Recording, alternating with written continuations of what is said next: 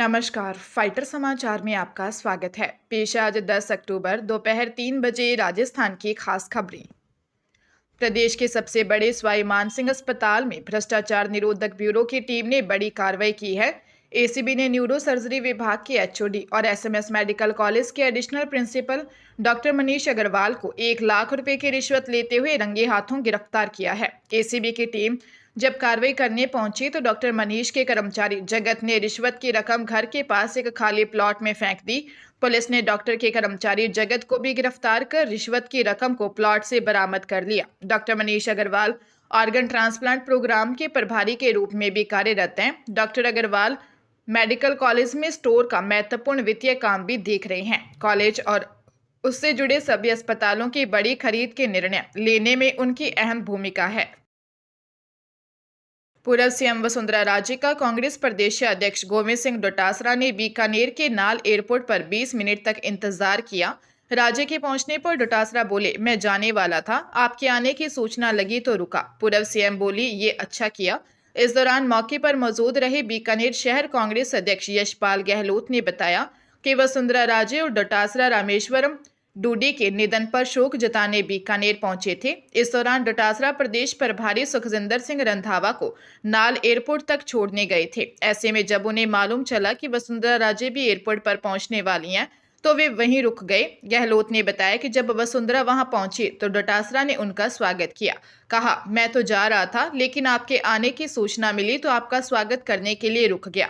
इस पर वसुंधरा ने पहले तो धन्यवाद दिया, फिर उनका हाथ पकड़कर कहा, ये अच्छा किया।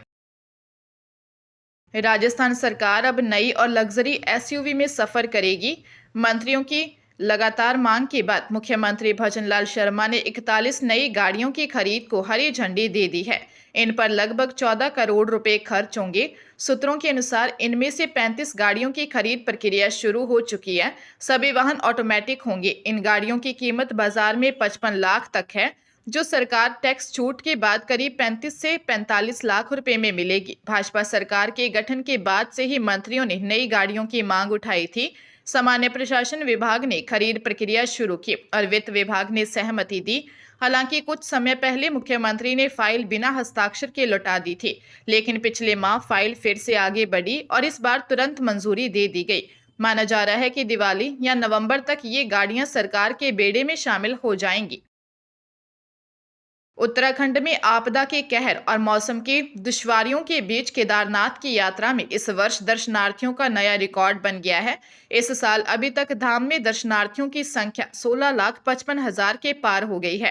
केदारनाथ में 2024 में 16,52,076 श्रद्धालुओं ने दर्शन किए थे। इस वर्ष केदारनाथ के कपाट 23 अक्टूबर को परंपरा अनुसार भैया दूज के पर्व पर बंद होने हैं। ऐसे में यात्रा के शेष दिनों में यात्रियों की संख्या 17 लाख से अधिक पहुंचने की उम्मीद है। अक्टूबर माह में 8 दिनों में 60,000 से अधिक यात्री धाम पहुंच चुके हैं। जुलाई माह के अंत से अगस्त माह तक अंत तक करीब 1 माह बारिश और भूस्खलन के कारण यात्रा बाधित हुई। कपाट खुलने के दिन ही धाम में 30,154 भक्तों ने दर्शन किए थे, जो केदारनाथ यात्रा के इतिहास में नया रिकॉर्ड दर्ज हुआ। पहले दिन से ही यात्रियों का उत्साह चरम पर रहा।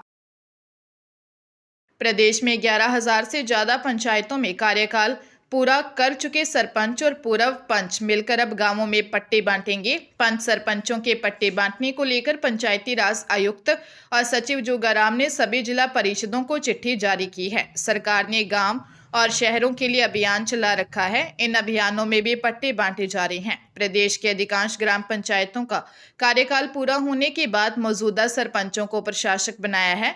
सरपंच और पंचों की कमेटी को प्रशासक की पावर दी है। अब पंच सरपंच की कमेटी मिलकर पट्टे बांटेंगे।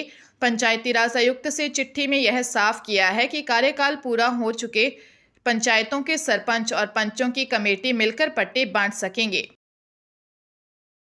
श्रीगंगानगर जिले में पोक्सो कोर्ट ने 4 साल की मासूम बच्ची से गंदी हरकत करने के दोषी पीड़ित बच्ची की मां का सगा मामा को मरते दम तक जेल की सजा सुनाई गई है।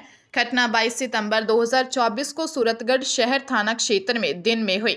विशेष लोक अभियोजक मनोहर लाल पंवार ने बताया कि पीड़ित 4 साल की मासूम बच्ची घटना के समय अपनी 8 माह की छोटी बहन के साथ घर पर अकेली थी। पीड़ित बच्ची की मां पिता दोनों मजदूरी करने गए थे। हालांकि दोपहर में दोनों बच्चों को खाना खिलाकर गए थे। उसके बाद शाम को घर लौटे तब 38 वर्षीय दोषी घर में ही बैठा था। बच्ची मां को देखते ही रोने लगी और मां से लिपट गई और बोली कि दर्द हो रहा है। जब कमरे में ले जाकर देखा तो बच्ची घायल थी। बेटी से पूछा तो नाना द्वारा की गई गंदी गंदी हरकतों के बारे में बताया।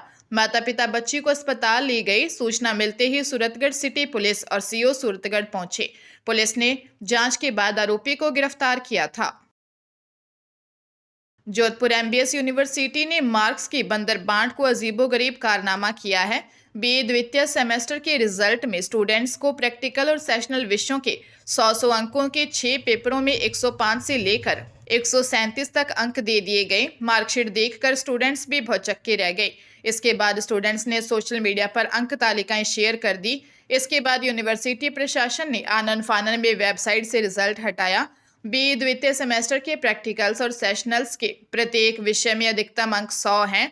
मार्कशीट में प्राप्त अंकों में 105 से लेकर 137 तक अंक दिए गए। सभी 6 से 7 प्रैक्टिकल सब्जेक्ट में 100 प्लस मार्क्स दे दिए।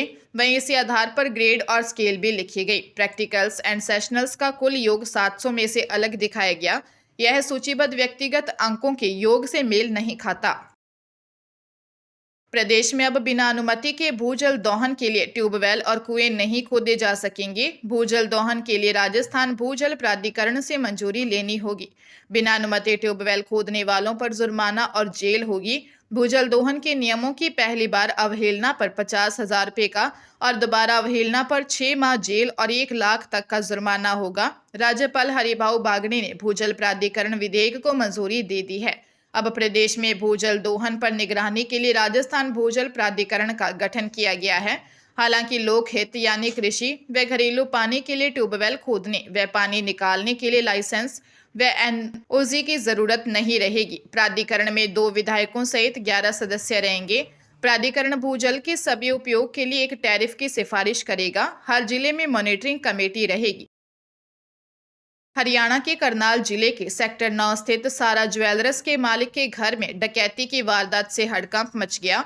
वारदात को अंजाम किसी और ने नहीं बल्कि 27 दिन पहले एजेंसी द्वारा हायर की गई नेपाल निवासी नौकरानी रीमा ने घर की मालकिन और दूसरी नौकरानी पर स्प्रे मारकर उन्हें बेहोश कर अपने 3 साथियों के साथ मिलकर दिया। सूचना मिलते ही करनाल विधायक जगमोहन आनंद व मेयर रेणु बाला गुप्ता मौके पर पहुंचे। वहीं पुलिस ने सीसीटीवी फुटेज कब्जे में लेकर जांच शुरू कर दी है।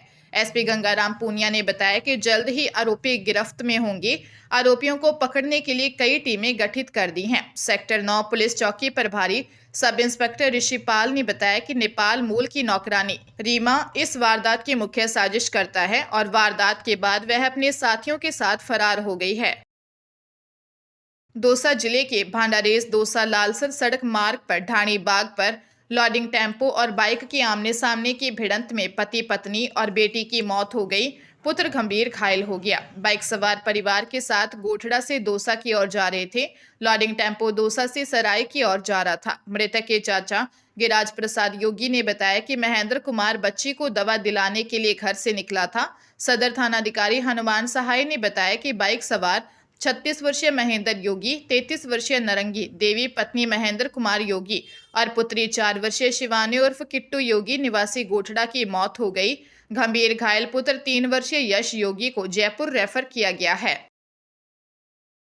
नागौर जिले के पादुकला में राजस्थान भ्रष्टाचार निरोधक ब्यूरो ने पादुकला थाना क्षेत्र में तैनात सहायक उप निरीक्षक यानी एएसआई सुखराम को 30,000 रुपये की रिश्वत लेते रंगे हाथों गिरफ्तार किया। आरोपी ने मुलजिम को गिरफ्तार करने और परिवादी को गिरफ्तार न करने की एवज में 50,000 की रिश्वत मांगी थी। शिकायतकर्ता के दबाव डालने पर 30,000 में समझौता हुआ। एसीबी ने रिश्वत मांग का सत्यापन किया। एसीबी रेंज अजमेर पुलिस अधीक्षक महावीर सिंह राणावत के सुपरविजन में अतिरिक्त पुलिस अधीक्षक एसीबी पादुकला कल्पना सोलंकी के नेतृत्व में एएसआई सुखराम पादुकला थाने के सामने ही होटल चौराहा पर रिश्वत लेते हुए रंगे हाथ पकड़ा गया।